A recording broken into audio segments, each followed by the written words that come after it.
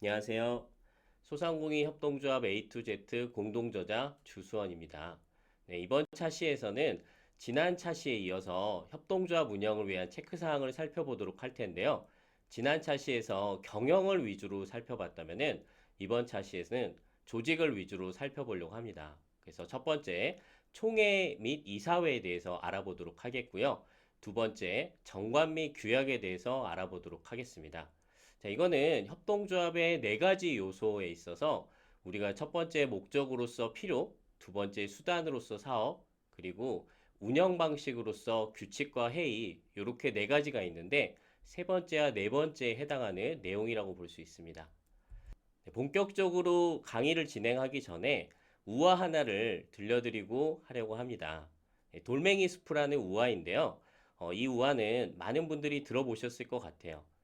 러시아 병사들이 어느 이렇게 그 흉작이 들었던 해에 동네를 돌아다니다가 마을 주민들한테 먹을 거를 요청을 했습니다.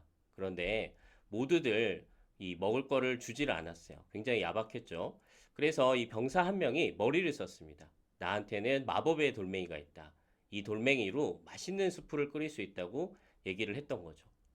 자, 이렇게 돌멩이를 넣고 스프를 끓이다가 어떻게 합니까?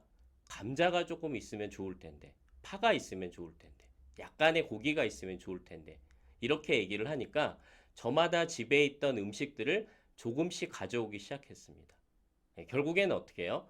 네, 그 돌멩이를 마지막에는 빼게 됩니다. 돌멩이란 처음부터 있어서도 그만, 없어서도 그만이었던 것이죠. 제가 왜 이런 얘기를 하냐면은 협동조합이라는 거는 마치 이 돌멩이 스프에서 돌멩이와 같은 역할을 하는 것입니다. 협동조합 자체가 어떤 음식을 만들어내지 않습니다. 여러분 조합원들이 조금씩 조금씩 자원들을 모으고 힘을 모아야지만 협동조합이 진정한 사업체로 거듭날 수가 있습니다. 그렇게 하기 위해서는 그냥 단순히 으쌰으쌰 힘을 내보자 이런 얘기보다 어떻게 하면은 우리가 서로 같이 의논을 하면서 시너지를 모을 수 있을까? 어떻게 하면은 조합원들이 조금이라도 이 공동사업에 함께 참여할 수 있을까를 고민하면서 규칙과 모임을 잘 설계를 해야 됩니다. 총회 및 이사회에 대해서 살펴보도록 할 텐데요. 우리 협동조합 모임이라고 할 수 있는 회의는 크게 세 가지로 나눠집니다. 전체 조합원들이 다 모여서 하는 총회의, 줄여서 뭐라고 한다고요? 총회라고 하죠. 자, 이사들이 모여서 하는 회의는 이사회가 되겠고요. 운영위원들이 모여서 하는 회의, 운영위원회가 있습니다. 총회와 이사회는 법적으로 반드시 있어야 될 필수 의결기관이지만은 운영위원회는 사실 필수적으로 있어야 되는 건 아닙니다. 그렇지만은 조합원들이 10명이 넘어갈 경우에는 이 운영위원회를 통해서 좀 더 효과적으로 사람들이 움직일 수 있도록 하는 게 굉장히 중요합니다. 그래서 여러분들 소상공인 협동조합을 만드실 때 점점 인원이 많아진다 싶으면은 이 운영위원회를 꼭 만드시기를 바랍니다.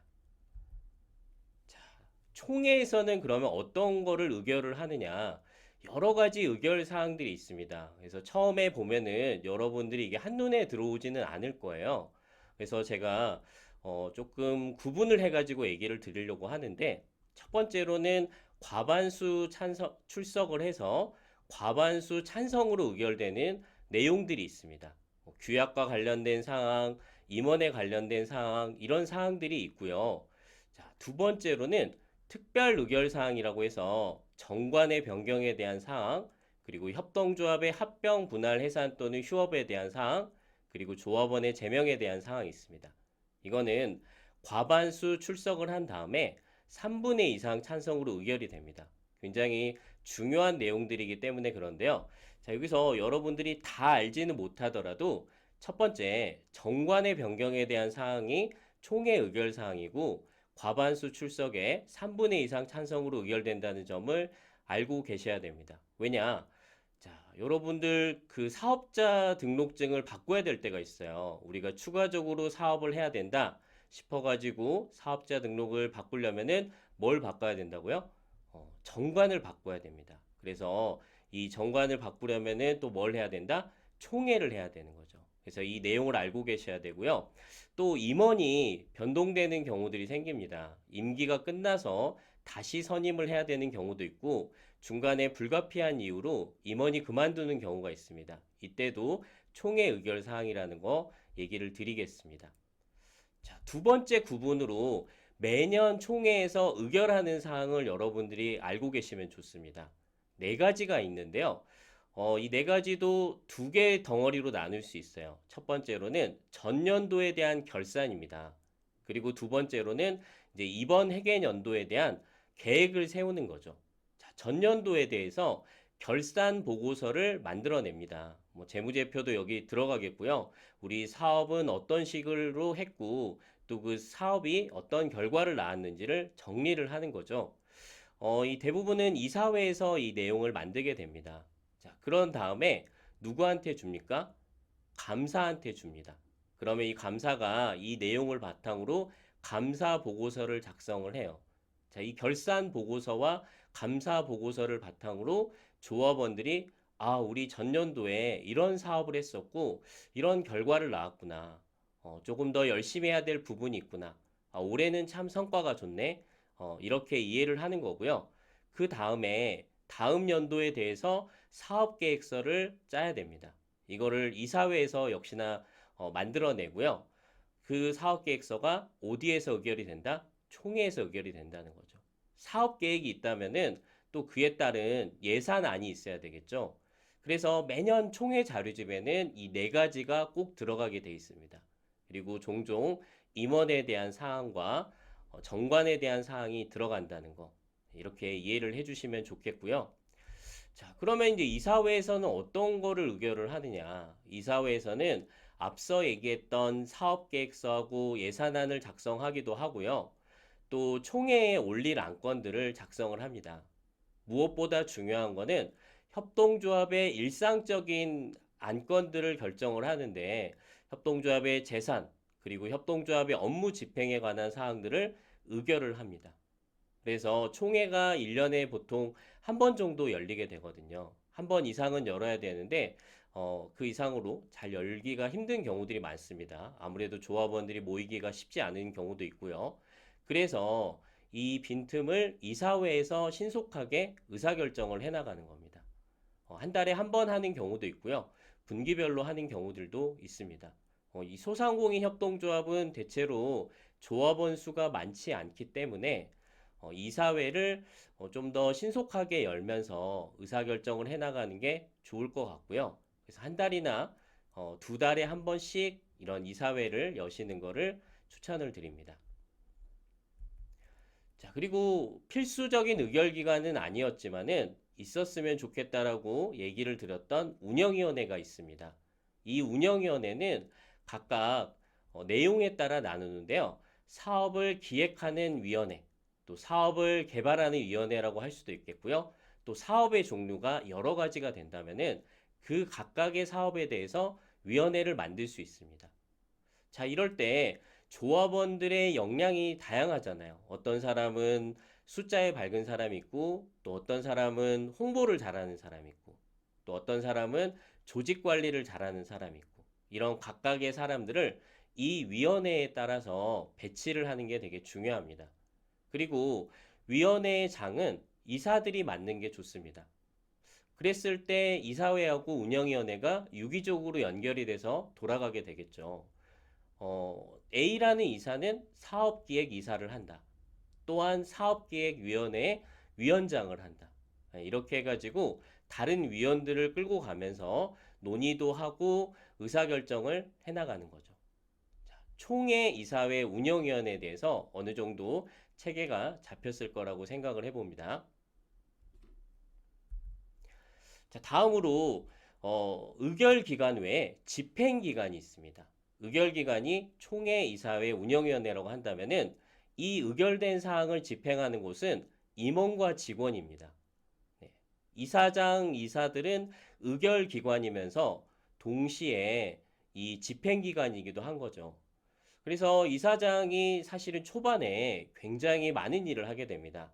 협동조합의 설립, 신고, 서류 작성부터 시작해가지고 조합원들을 모아내는 일, 때로는 조합원들이 지치고 또 이렇게 확신이 들지 않을 때 그런 부분에 있어서 동기부여를 해주고 용기를 붙돋는 일까지, 그리고 실제 또 사업에 구멍이 났을 때 이 사업을 메꾸는 일까지 다양한 일을 이사장이 초반에 하게 됩니다. 굉장히 힘든 일이죠.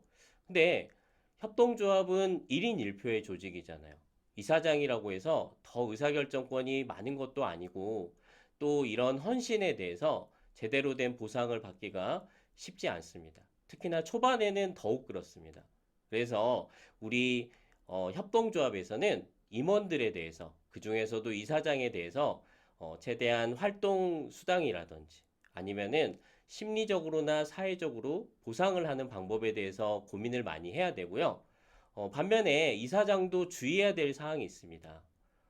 조합원들이 충분히 이 의사결정에 대해서 인식을 하고, 조합의 상황에 대해서 인식을 하고, 이 사업을 왜 해야 되는지, 또 우리가 이 사업을 통해서 어떤 노력을 해야 되는지에 대해서 공감을 하고 동의를 할 때까지 좀 기다려주는 자세가 필요합니다. 우리 협동조합은 한 사람의 10걸음보다 10사람의 한 걸음이 중요한 조직이기 때문에 그렇습니다. 많은 소상공인 협동조합 중에서 이사장님이 너무 독단적으로, 독선적으로 의사결정을 하면서 이사장도 지치고 조합원들도 더 이상 협동조합에 참여하지 않는 경우가 많습니다.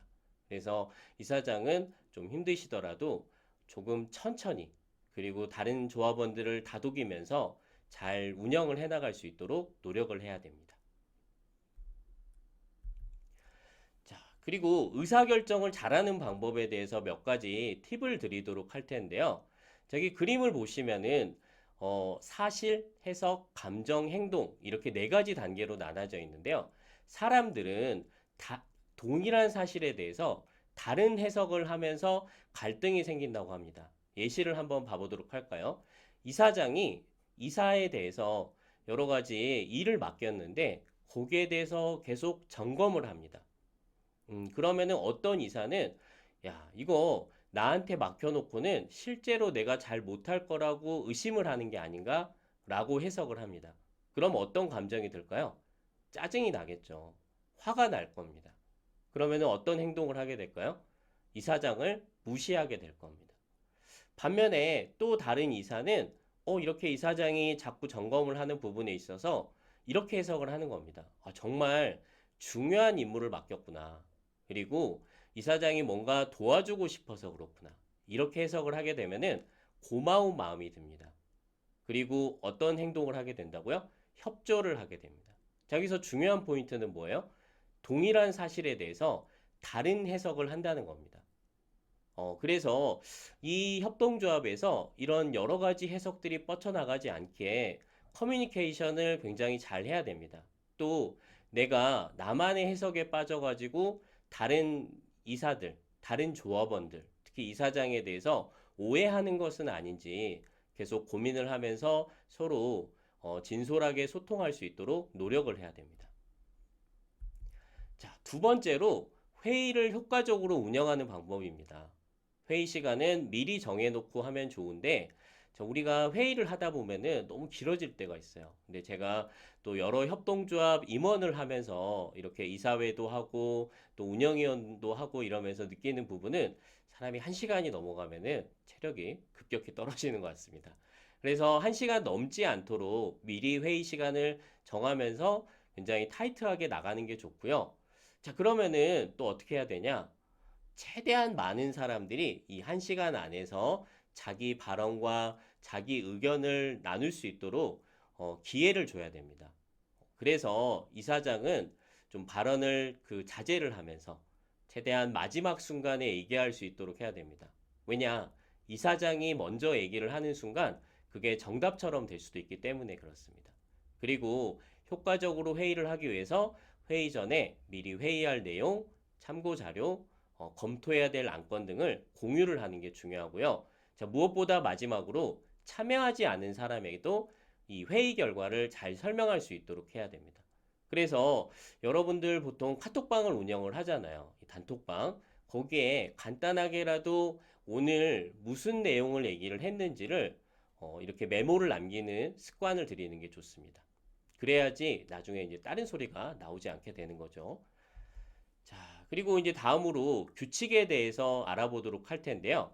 규칙은 정관, 규약, 규정이 있는데 그 중에서도 우리가 정관이 가장 중요합니다. 여러분들 이사장마저도 정관에 대해서 한 번도 안 읽어보신 분들이 참 많습니다. 왜냐?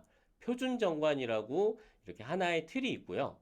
거기에 우리 협동조합의 이름을 넣거나 뭐 이사의 숫자를 넣거나 이렇게 칸 채우기만 하다가 정작 우리 협동조합의 최고 상위 법규라고 할 수 있는 정관의 내용에 대해서는 제대로 숙지하지 않는 경우가 참 많습니다.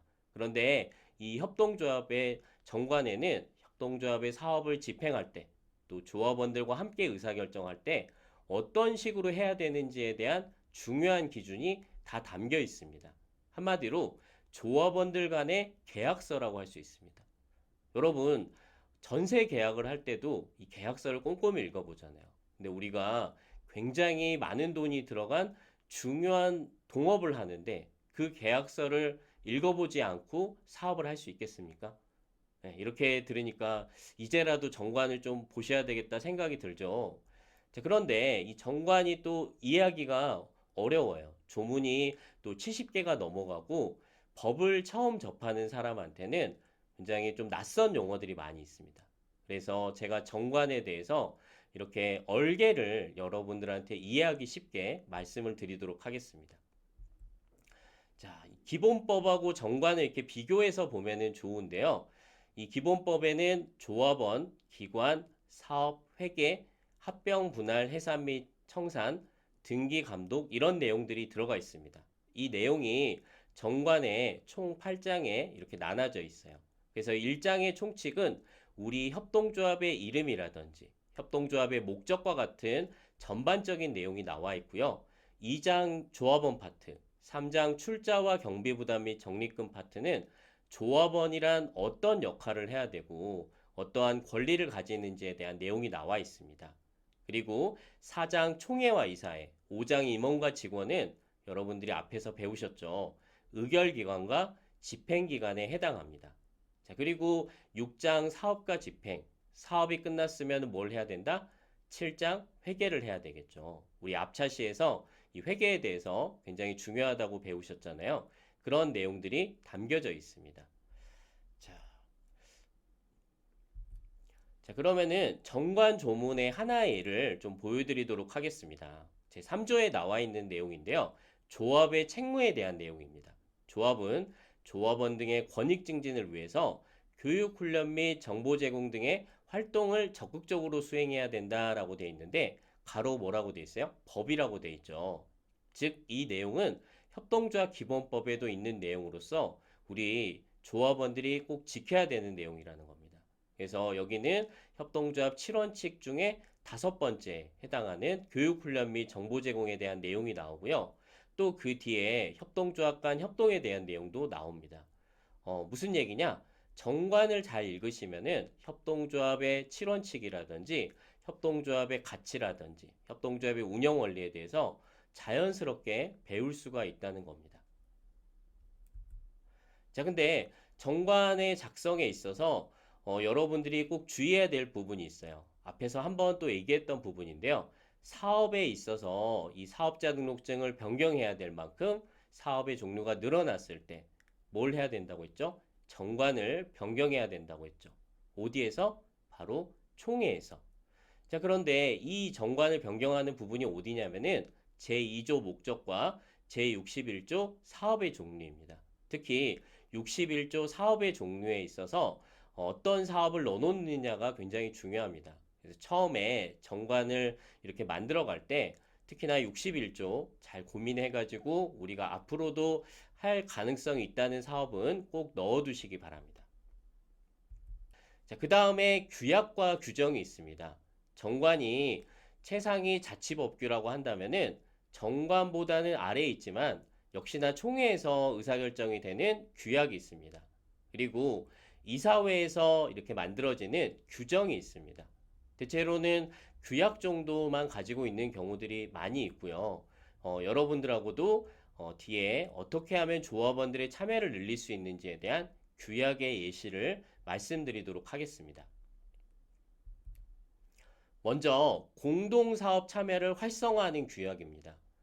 앞에서 우리가 계속 나왔던 게 뭐예요?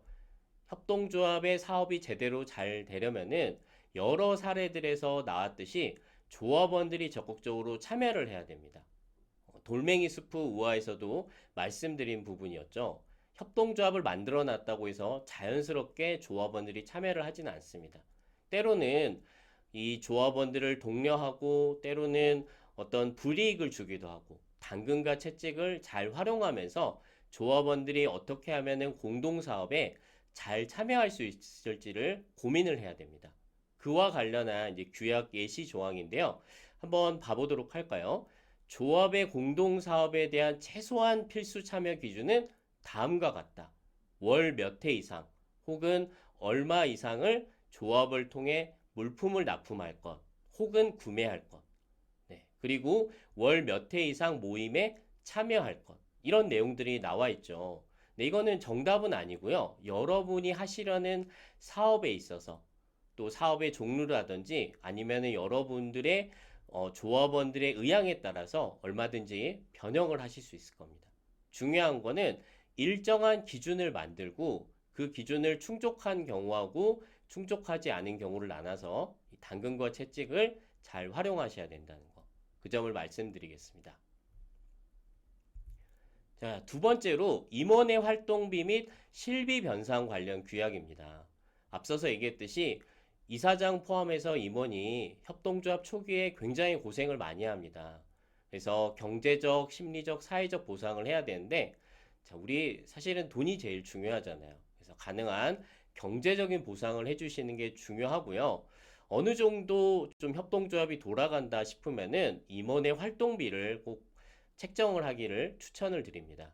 그래서 조합 활동에 투여한 시간, 또 대외 활동 시간, 이러한 기준을 만들어서 이 활동비를 책정을 하고요. 또 집행된 부분에 대해서는 조합원들한테 투명하게 공개할 수 있도록 하는 게 중요합니다. 자, 다음으로 회비 및 수수료에 관한 규약입니다. 이 출자금은 돌려받을 수 있는 돈이죠. 물론 전액 돌려받을 수 있는 건 아닙니다. 협동조합의 회계사항에 따라서 달라지고요. 그런데 출자금 외에 또 추가적으로 자금이 필요하기도 합니다. 일종의 운영비가 필요한 거죠. 그래서 매달 회비를 걷거나 또 조합의 사업을 이용했을 때 그와 관련한 수수료를 걷는 게 필요합니다. 그래서 매달 얼마 정도의 회비를 낸다 이렇게 넣을 수가 있겠고요. 수수료 관련해서는 공동사업을 통해 이익을 얻었을 시 얼마 정도의 수수료를 부과한다라는 걸 여러분 내에서 상의를 해가지고 만드시는 게 중요합니다. 이 예시를 보면 이렇게 나와 있죠. 10만 원 이하의 경우에는 몇 프로 수수료, 또 10만 원을 초과해서 100만 원 이하인 경우에는 몇 프로 수수료, 뭐 이런 식으로 나와 있습니다. 또 영업을 따온 경우에 오히려 뭐라고 해야 될까요? 그 조합원에 대해서 혜택을 줄 수도 있겠죠. 그래서 영업을 따온 조합원에 대해서는 혜택을 주고 또 그로 인해서 공동사업에 참여한 사람에게는 수수료를 또 이렇게 걷어가는 이런 식으로 또 경제적인 참여 유인을 만드시는 게 중요합니다. 끝으로 이 열심히 참여한 사람에 대해서 어떻게 하면 경제적으로 혜택을 줄 수 있는지에 대한 내용이 바로 이 이용실적 배당 규약이라고 할 수 있습니다. 협동조합은 열심히 참여하고 이용한 만큼 배당을 주는 조직입니다. 출자금에 따른 배당도 있지만은 이용실적에 따른 배당이 훨씬 높은 조직이고요. 그렇다면은 이 이용실적이 뭐냐? 우리 협동조합 사업에 얼마만큼 참여했는지, 얼마만큼 기여했는지를 측정을 할 수 있도록 하는 겁니다. 이것도 하나의 예시예요. 이 교육에 참여했다는 것, 회의에 참여했다는 것, 무엇보다도 공동사업에 참여했다는 것을 수치화하는 거죠. 조합의 일에 참여한 것을 시간으로 계산할 수도 있겠고요. 이 뭐 식자재라든지 어떤 재료를 공동 구매한 거를 역시나 가격으로 해가지고 점수화할 수 있을 겁니다. 그래서 이제 총회 때 배당을 하는 거죠. 이거는 하나의 예시이기 때문에 여러분들이 보다 고민을 해가지고 여러분 조합에 맞는 내용으로 만들어 가시기 바랍니다. 자, 이상 총회 이사회 운영위원회 이 의결기관 그리고 임원과 직원이라는 집행기관, 그리고 협동조합의 의사결정을 어떻게 하면 잘할 수 있는지에 대한 내용, 그리고 협동조합의 필사 규모, 네, 규칙과 모임에 있어서 규칙에 해당하는 정관, 그리고 규약과 규정, 또 각종 상황에 대비한 규약 예시들을 여러분들하고 알아봤습니다. 네, 어떠셨나요? 이 소상공인 협동조합에 대한 내용이 7차 시 강의를 들으시면서 완벽하게 숙지되기란 어려운 부분이죠. 또 앞에서 들었는데 가물가물하기도 하고 네, 그런 부분도 있을 겁니다. 그래서 저희가 낸 소상공인 협동조합 A to Z를 꼭 읽어보시기를 바라고요. 이 강의 시간에 다 미처 못한 내용들, 보다 깊은 내용들은 그 책에 잘 나와 있습니다. 또 여러분이 옆에 두고서 궁금할 때마다, 필요로 할 때마다 함께 볼 수 있는 필독서가 되기를 바랍니다. 7차 시 동안 열심히 들어주셔서 너무 감사하고요. 또 다음에 좋은 기회로 뵙도록 하겠습니다.